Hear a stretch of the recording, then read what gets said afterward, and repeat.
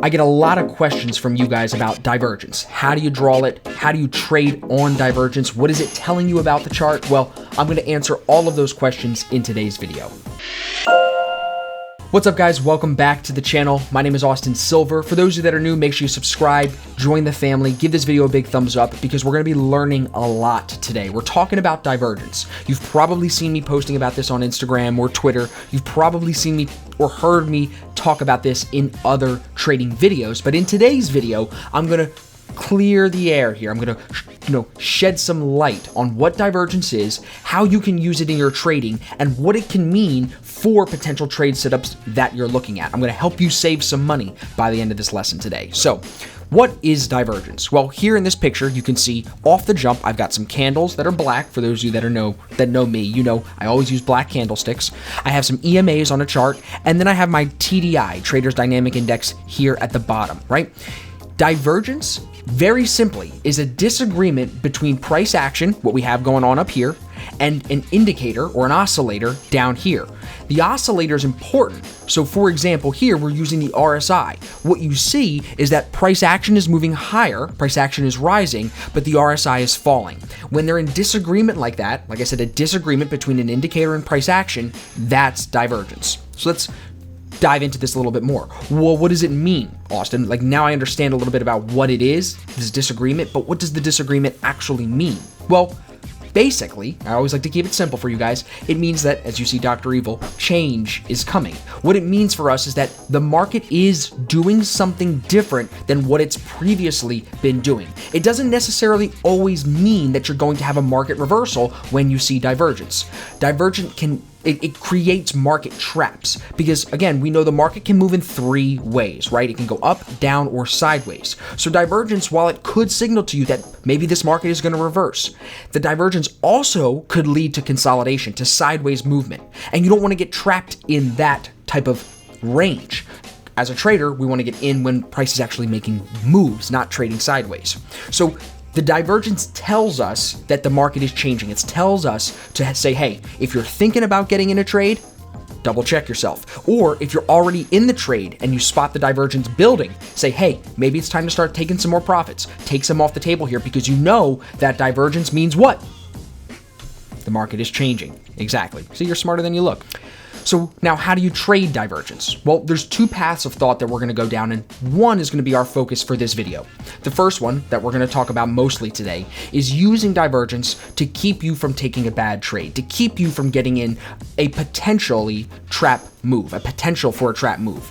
The second thought path that you can go down with divergence is to not only use it to keep you out of a bad trade, but then potentially using that knowledge to flip it and trade the market in the opposite way. Now, that's not for the beginners, and that's not why we're not going to go into that too much here in a few minutes when we go into the examples. This video, we're really talking about just identifying the divergence. What does it mean? What is it telling us? How do I draw it? And then how can I then eventually take that to the next level and start to identify trades using it? So how do you draw it? Well, number one, I've got 4 steps for you. Number one, you start with the RSI as your indicator of choice. Some people will use MACD, some people will use everything. Doesn't matter. I'm telling you, after watching this video, if you're watching this far, give me a thumbs up if you like it so far. But if you're watching this far, switch everything up. Start with the RSI. Then you're going to ask yourself, is the RSI high or low at the same reaction point as price action? If the answer is no, you're going to use the corresponding reaction points between the RSI and price action to draw reaction points and draw trend lines. One trend line on the RSI and one trend line on price action. Once you have those trend lines drawn, you're going to be able to clearly identify if there's divergence or not. How? Like I told you already, if price action is moving one way and the RSI is moving the opposite way, that divergence, that difference, because they're not in agreement, creates divergence. So there's 2 types mainly of major divergence. There's this thing called hidden divergence you might have heard of before. We're not going to worry about that. It has no impact on the way that we're trading today. So we're just worried about the 2 main types of divergence. You have bullish divergence and bearish divergence. Now, bullish divergence is when the indicator is rising and price action is falling. Price is in a downtrend overall. So what does that mean? Price action is moving lower, but the indicator is moving higher. So you use the RSI low versus the price action low to identify that divergence. In this situation, your RSI low will be a different reaction point than your price action low. So as you can see here, the RSI low all the way at the left of the arrow is a different point than the price action low here at the end of the top arrow. Does that make sense? I have a couple other graphics that I'm going to walk you through to show this to you before we get into the examples, but just try to visualize here. Bullish divergence is when the indicator is bullish. The indicator is saying we should be long biased overall, but price action is falling. That's bullish divergence. What does this signal to us? Well, it tells us that a bottom or a slowdown potentially could be coming. So when we're in a trade, if we see this divergence come and we're short and the indicator starts to rise but price action continues to fall, what does that tell us? Maybe we should take some of this trade off. Maybe we should book some profits here because we know the indicator is the one we want to trust and it's starting to go against us. The same way where if it's, not forming divergence, you can anticipate that the trade should continue. This divergence will show you when price action is kind of making money grabs, almost grabs, while strength is not moving in the same direction. So now let's talk about bearish divergence. It's just the opposite. What that means is price action is rising, it's in an uptrend, and the indicator is moving lower, is moving down from left to right. Again, it signals to us that the market could be at a top because price action is moving higher to grab orders. The indicator is moving lower, telling us that strength, that RSI is actually moving down. Overall, the true move is going to be down. So to sum it up, bullish divergence, price is making lower lows and the indicator is making higher lows. So you have that divergence.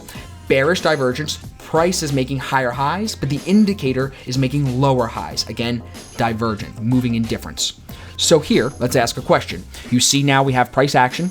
Of course, you see my EMAs, but we're not really focused on those right now. We're just looking at the black candles. You have price action, and you have your green RSI as a part of the TDI. That's that green line down here at the bottom, right? So you ask yourself, like I said, step 2, is the RSI low the same point as the price action low? No, in this situation, it's not. You see how the RSI low here was set around 1, 2 in the morning, but the price action low is set at 6 a.m., a little bit after, maybe 6:30. So what does that tell us? From that point on, right here, that second point, when that reaction point is set and it's matched on the TDI and that RSI does not come lower, you see here how the RSI does not come lower? That tells us that this is divergent. So in this situation, how would you react? Well, if you were looking to short this, you would be very hesitant because you know it's already divergent. And in order to trade it short, you'd want the divergence on price action, meaning the trend line on price action, and the trend line on the TDI both to be broken in order to trade. You will not trade it before it's broken. You'll wait. Because why? What happens? Look at this reversal. Off the divergence. Price continues to drop to grab orders here. The RSI was already telling us from 6 a.m., 7 a.m., 8 a.m. that it was not moving lower. See how the RSI does not make a new low here, but price action does? That's the divergence.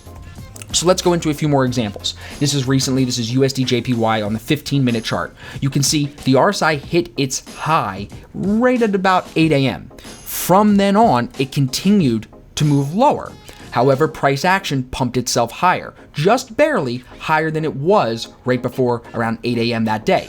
So since price action is rising, but the RSI is falling, what do you think happens? Boom.